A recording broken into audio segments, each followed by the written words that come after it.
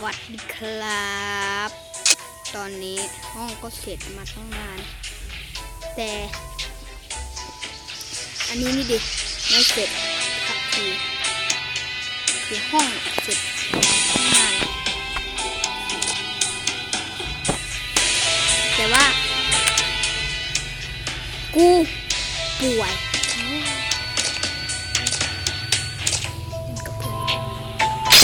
เล่นกับเพื่อนมานานแล้วเดี๋ยว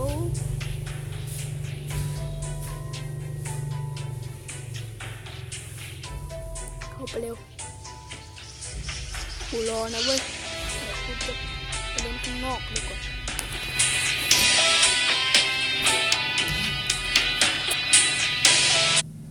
เข้าหรือยังวะเข้าแล้วมาเล่นดีกว่ามาเว้ยเฮ้ยเพื่อนงัวน้อยอ้าวงัวน้อยมานี่กากจังวะมานี่งัวน้อยงัวหน่อยเอ้ยเฮ้ยงัวน้อยที่หนึ่งวะเฮ้ยงัวน้อยมึงเป็นไงวะเพื่อนกูว้าวมึงเป็นเก่งจังวะ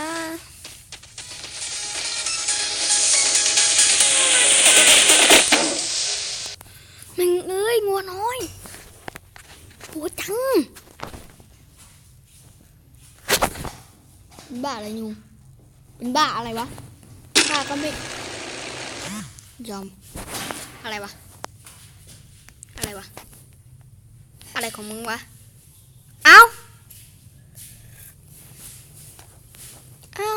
แม่งเลย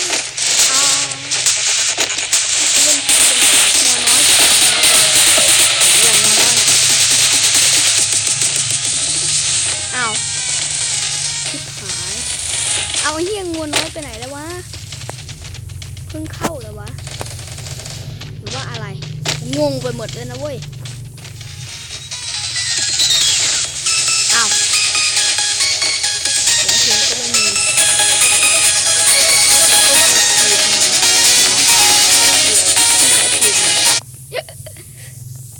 พูดไป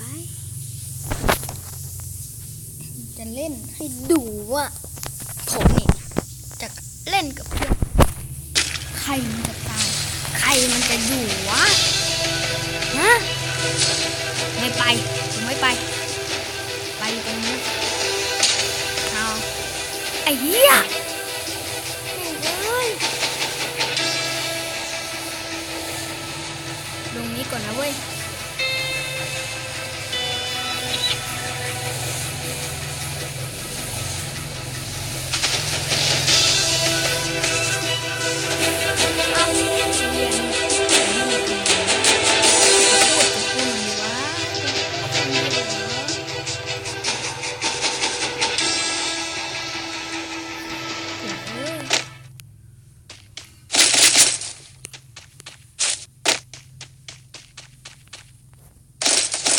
กูชอบ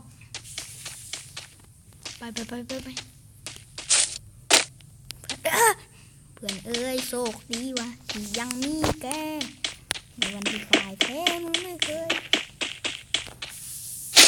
ทิ้งกูไปไหนเข้ามาดิครับเอากูลายตาเจอคนเหรอวะไหนละไปไหนแล้วมาหามานี่มันจะวิ่งไปไหนล่ะ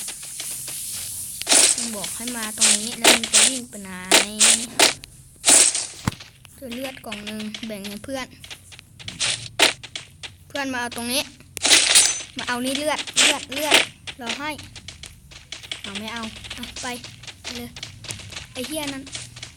มีตังค์เท่าไหร่วะซื้อได้1 ตัวเลยหนีนั่นโอ้กูจะขึ้นมาตรงนี้แล้วก็หาต่อไป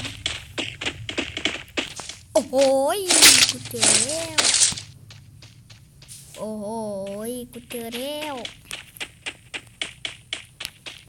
เกาะ2ได้ถาวรเหรอวะ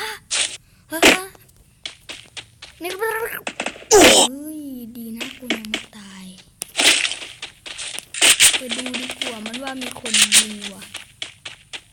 เก่งนักอ่ะนั่นเนี่ยตายแล้วเจ็บแล้วเจ็บแล้วเจ็บแล้วว่ะ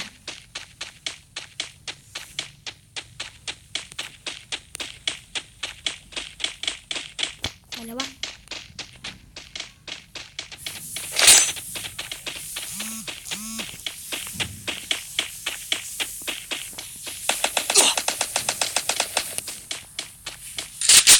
ไหนวะต้องลุกแล้วไม่อยากนอนแล้วมันอยู่ไหนวะอยู่ไหนวะ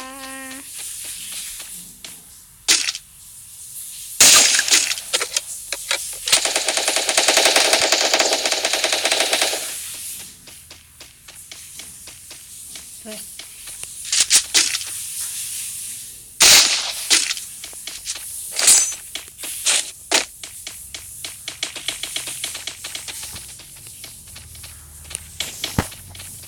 แม่งมึงได้สักคิวแล้ววะ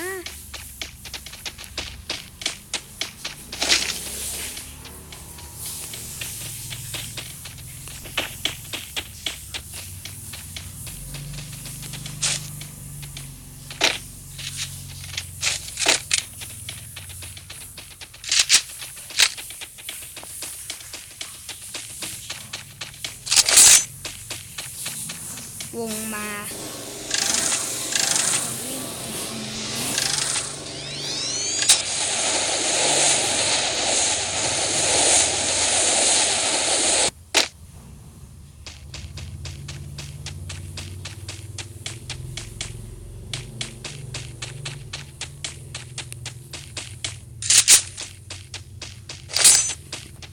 ไม่เจอต้องขึ้นมาไปหาเพื่อนคนนู้นดีกว่า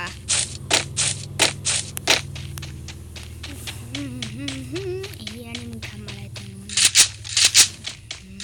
ให้กูไปหาหน่อยดีนะ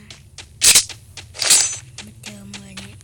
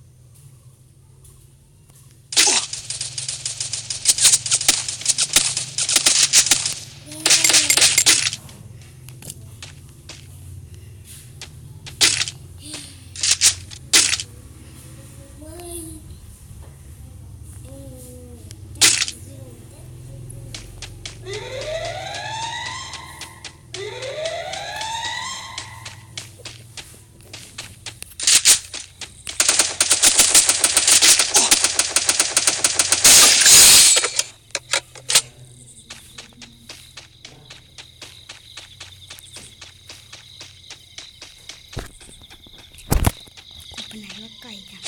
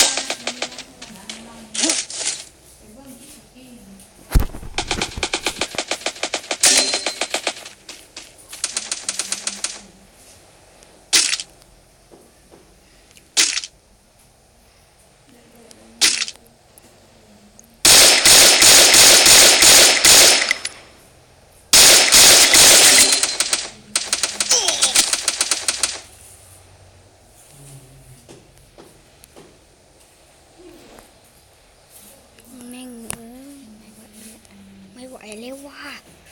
ไม่ไหวแล้วแก้แค้นมึงจะแก้แค้นมึงจะแก้แค้นมึงไม่เพื่อนจะตายอ้าวสองตัว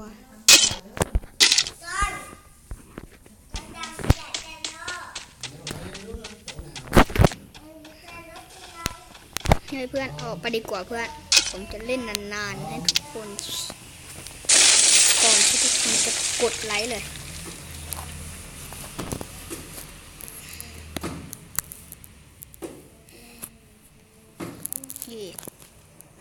รอบที่สองเข้าไปจังวะยังจะเล่นท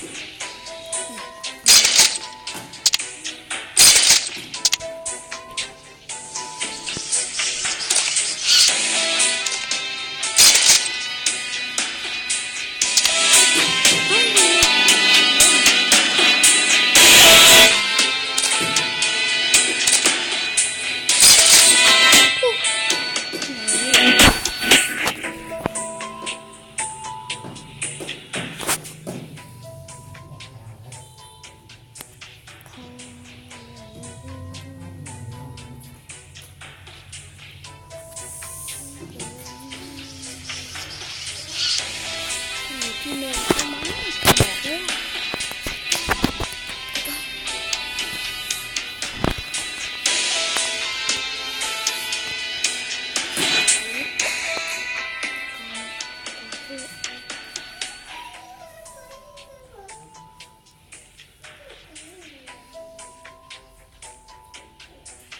เล่นคนเดียวหยุดก่อนนะครับทุกคน